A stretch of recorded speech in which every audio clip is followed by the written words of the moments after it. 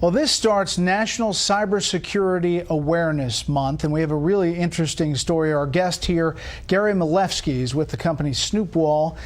Gary, thanks for being here. It's an interesting and alarming story that you have about this study. I think this is bigger than Ebola right now because 500 million people are infected and they don't know it. But it's not them, it's their smartphones. So tell me the breakdown. How does this happen? So let me give you an example. If you went to the hardware store, you'd buy a flashlight and you'd turn it on and you'd use it to find your car keys at night or to do some work. We've all installed a flashlight app on our phones. This is the app that you put on and it just goes up. It's a flashlight. Exactly.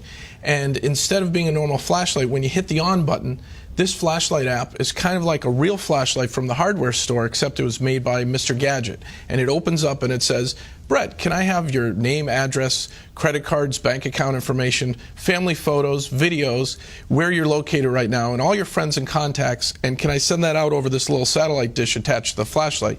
You probably wouldn't buy that flashlight and you wouldn't hit the on switch.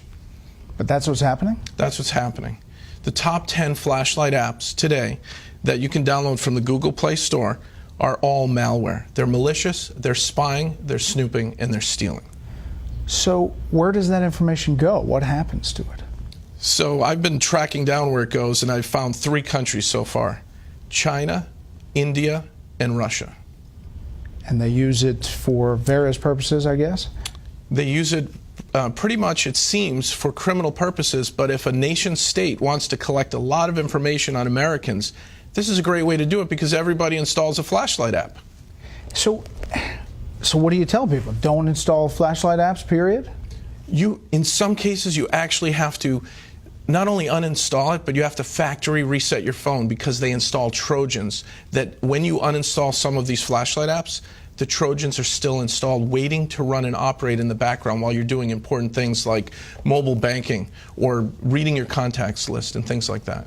That's amazing. Is that this is a new kind of finding? It's a new finding. So at Snoopwall, I had my team do a vulnerability assessment of the top 10 flashlight apps, and we created a threat report, which we put on our website, that shows that because this is the most downloaded app, I was always wondering why things were happening in an odd way on my phone, where my GPS was being activated and my contact list. So I had my team look into it, and we discovered this. This is brand new information.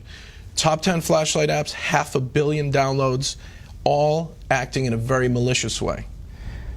So if you're telling somebody now, what would you tell them to do? Drop that app and restart your phone? Drop the app, go back to where you bought your phone and ask them for help on a factory reset. Back up your contacts before you do a factory reset. Back up just core information that's important to you, maybe some family photos and your contacts list.